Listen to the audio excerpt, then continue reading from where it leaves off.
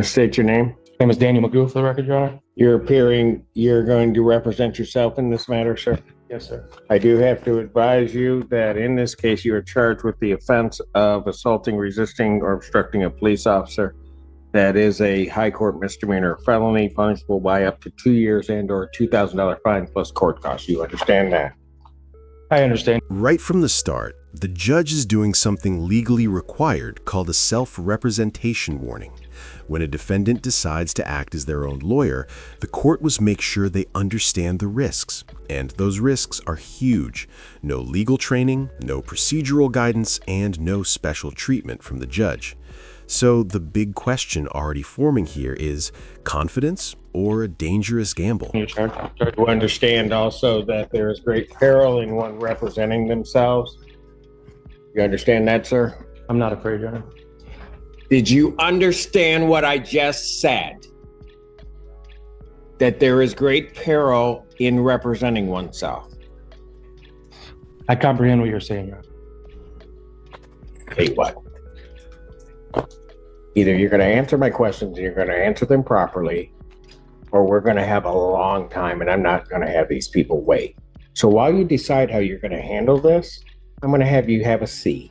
I'm going to pass your case. You will come back up and you will learn how to operate within this court. Plain and simple. Have a seat. Have a seat. That moment tells you everything about the courtroom dynamic. The judge isn't upset just because of attitude. He's trying to keep the process efficient. Courtrooms run on clear answers and precise language. When someone responds with vague or indirect wording, it slows everything down and can derail the record. And as you'll see, this case is about to turn into a battle over words themselves. Might want to wipe that smirk off your face while you're doing it. State your name. Good afternoon, Your Honor. My name is Daniel Magoo. I have stated the admonishments that I was giving to the defendant representing himself. I apprised him of the maximum penalties and the charges. Apprised him, and sir, I'll ask you the question again. You understand that there can be great peril in representing yourself? I fully recognize and acknowledge the seriousness of the charges, with allegations of... Not my question. You understand that there can be serious peril in representing yourself? I recognize what you're saying, and I'm fully prepared to proceed with this matter. Will you just do me a favor and answer my question? Do you understand that there is great peril in representing oneself? I recognize that. Okay, then stop there. Yeah. You recognize that. Recognize.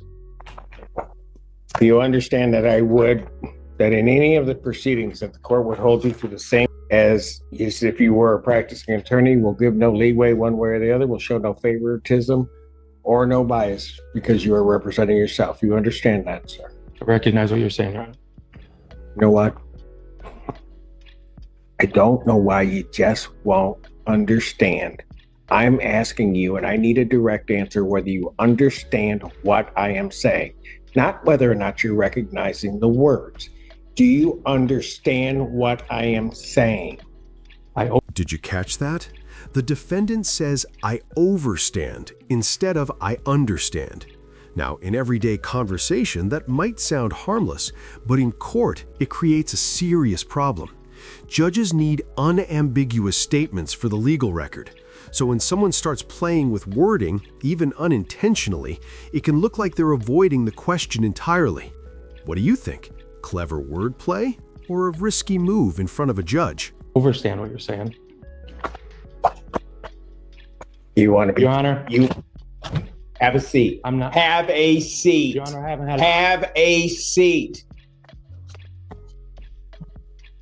You can play games with me all day. I got all day. I got all day. Have a seat.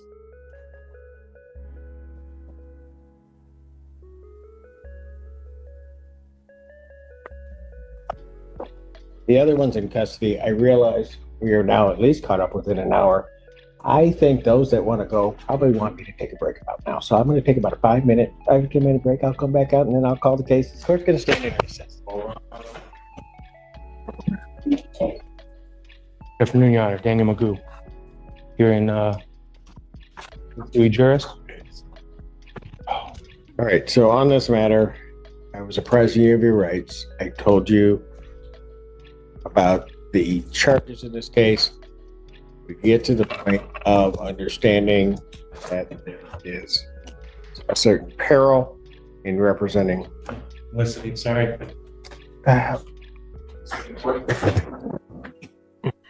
My notes, I apologize, Your Honor. I meant no disrespect.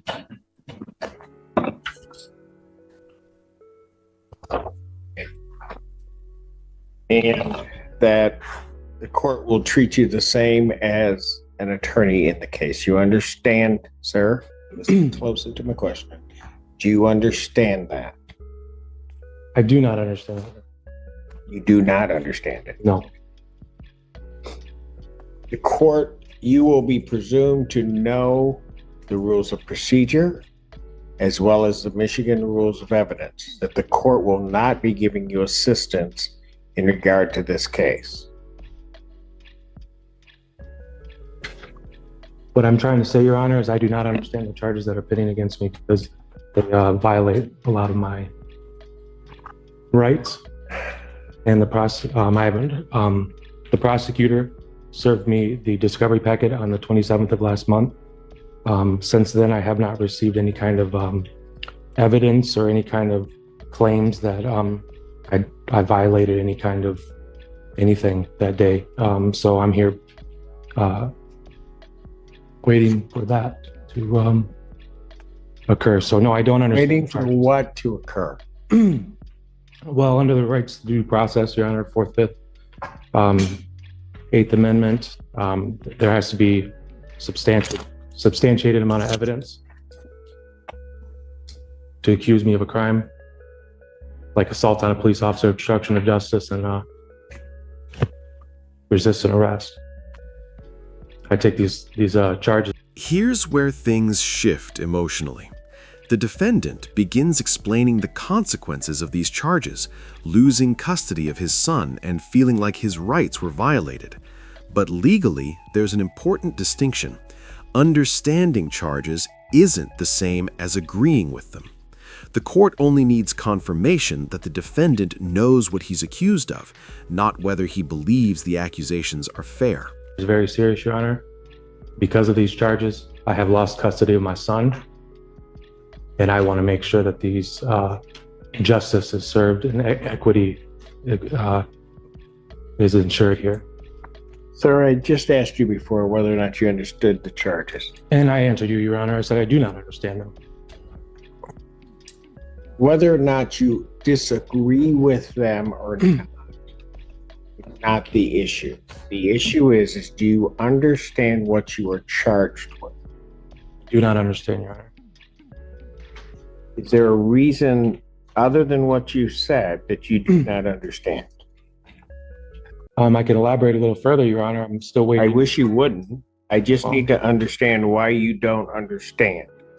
I'm trying to get there, Your Honor, if we could talk I'm about not asking you whether or not you agree that you should be charged.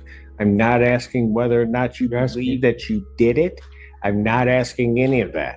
I'm asking whether or not you understand what you are charged with.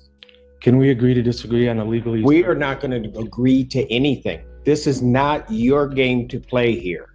You play by my rules. So you're saying that I have to say the words, I understand? Sir, I'm not saying that you have to say anything. Okay. You know what? Here's the thing. I am not going to play this game with you. I'm not. So what? No, you are playing a game. I'm not. So no, you are. And do not interrupt me ever again. Do not.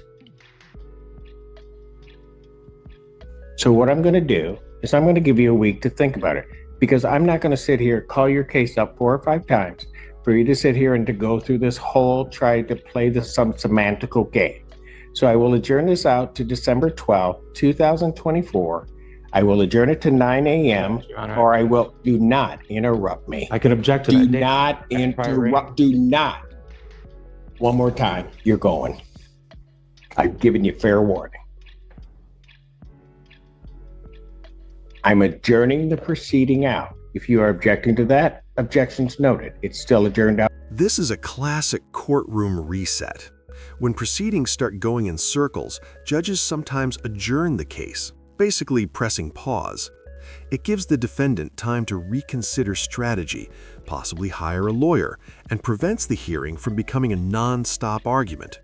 Translation: the judge just said, "We're not doing this all day." Up to the 12th.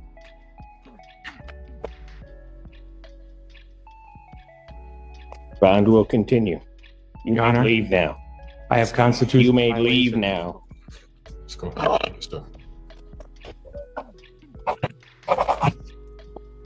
I have a right to You a may counsel. leave. Do I not have a right to a counsel? You want an attorney? You may get on an attorney, sir? I need somebody to explain the problem here. Do you wish to be represented by an attorney on this? I do not need to represent myself. I'm presenting myself. I'm the only one that was there in this courtroom. No one was there. I don't recall anybody that was there that day. I'm the only one that knows what happened, Your Honor. Do you wish and I was to be violated. represented by an attorney? I'm not going to sit here and argue with you. If you wish to be represented by an attorney, Your Honor, I have constitutional violations do that need you to wish to be represented by an attorney, sir? take an oath to defend the Constitution of the United States of Then, America. if you do not want to answer my question, Mr. Allen, he is to be removed from my court. Court does call the case of the People State of Michigan versus Daniel Magoo. Good afternoon, Your Honor. Daniel Magoo. All right. Mr. Magoo, you are representing yourself. I do have to apprise you that you are before the court on charge of resisting and obstructing a police officer. That is a high court misdemeanor, or what technically is known as a high court misdemeanor and or felony, punishable by up to 2 years, $2,000 fine plus court costs. There are great perils in representing yourself. In this, you have to understand that I am going to treat you the same as though you know the laws and the rules of evidence. I will not treat you worse because you are not represented. I will not treat you better or grant any favors or try to clarify anything for you. If, for whatever reason, during any point in this proceeding, you wish to be represented by counsel and cannot afford to hire counsel, counsel will be appointed to represent you. As I have in the past hearings asked you to acknowledge what I've said, I'm going to only indicate that I believe that you understand English. You believe that the words that I have said to you are understood, so that we don't get into, you need to remove the gum from your mouth. And Thank you. so I will not ask you to acknowledge. I will presume that you do indeed understand everything that I've said. Now, having said that, what are we doing with this case? I'd like to move for evidentiary hearing or You wish to have a preliminary examination? preliminary examination. Yes. Would the people have their witnesses available the second? We can try, Your Honor, but before moving toward that, would the court be willing to make its inquiries about discovery? I am aware of the defendant having filed a writ of mandamus with the Court of Appeals of the State of Michigan Yes. that was subsequently dismissed without prejudice by the Court of Appeals. Correct. Contained within that, though, there are allegations that my office has violated its Brady obligations and has not provided sufficient discovery. So I'm not sure if we're ready to move forward to preliminary exam. The defendant is saying that he doesn't have all of the discovery. That is the concern of the court. The record I feel compelled to make at this time, though, is that the people have provided, I do believe, were paid in this writ of mandamus that has been dismissed, appear to allege that things that have already been denied by this court should be produced. Furthermore, the defendant filed a motion with no notice of hearing attached to it. So there's an outstanding motion in this case as well, with no hearing date scheduled. So I'm hoping to sort of reconcile both of those things as to whether or not discovery is complete, the defendant's prepared to move forward, and if he ever has filed a notice of hearing to go along with the motion. Now we're hitting a key legal concept: discovery. Discovery doesn't mean the prosecution has to give evidence proving innocence. It simply means both sides must share the evidence they plan to use. So when the defendant argues that discovery isn't complete because he hasn't seen proof that clears him, the court views that as a misunderstanding of how the legal process works. And misunderstandings like that are exactly why representing yourself in a felony-level case can be extremely dangerous. That I received in this case on 11/22. Mr. Magoo, your response? My response is that I thought this was the hearing that we were setting for the motion. So if I have to set a motion for a notice of hearing for that motion, I will do that today, Your Honor, promptly.